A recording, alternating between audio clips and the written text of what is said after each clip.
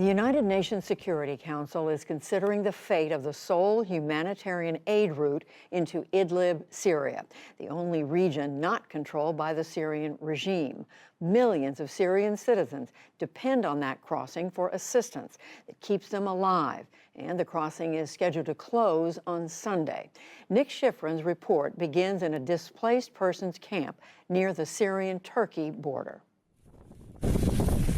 In northwest Syria, their childhood has been laid to waste. Children whose country has been at war as long as they've been alive pick through filth for metal cans and plastic bottles. They shoulder the burden of a decade-long war, trading scraps of trash for scraps of food to keep them alive. Raz, with the pearls, is 9 years old. We collect plastic so we can feed our siblings. I wish I could go to school and have friends. We come to the dump to collect plastic that we sell for 10, 15 Turkish lira so we can feed our siblings. Mohammed Fad is 12.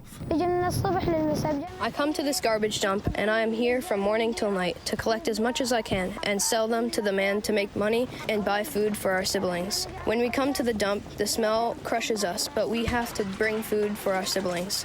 My wish is to go back to school. The desperation is multi-generational. As his son looks on, Hussein Maslatau breaks stones. It's back-bending labor for $2.50 a day. But here at the camp, other jobs are hard to come by. And in this war, sons help fathers work, and fathers work to keep their children alive. Without this, I would not be able to work. And if the aid stops, I will die, and so will my children. May God relieve us. That aid comes in the form of handout bread. Everything here is a family affair. His son helps deliver the only food they eat. Without it, Maslatau, his wife, and their 4 children would have nothing. This aid that comes through Bab al-Hawa, if it closes down, we will die of hunger. There will be a famine. People will die of hunger. More than 4 million in northwest Syria are at risk of hunger and depend on the Bab al-Hawa crossing, the last remaining humanitarian corridor between Turkey and rebel-held Idlib province. It's the only entry point for humanitarian agencies such as the UN World Food Program.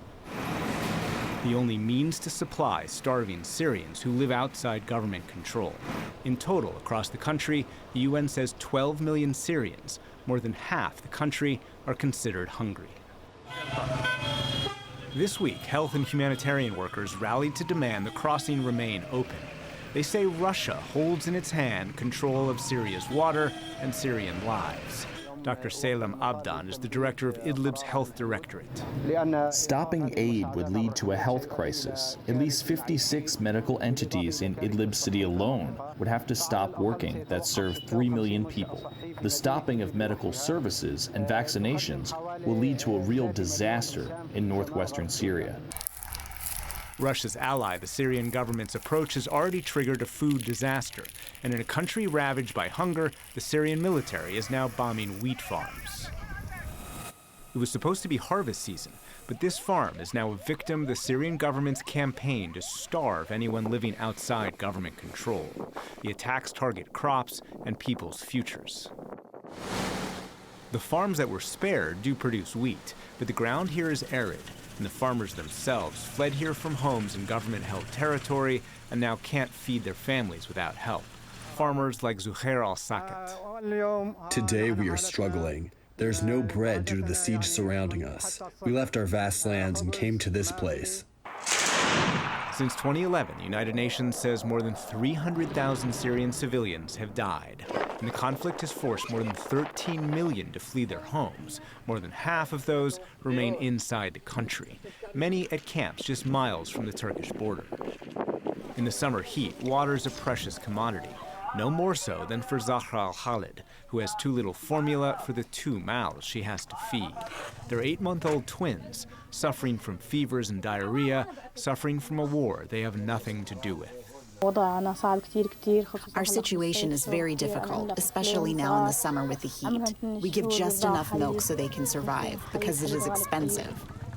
These children's fate could lie with diplomatic votes thousands of miles away. They have been born into tents, and their futures have been stolen. For the PBS NewsHour, I'm Nick Schifrin.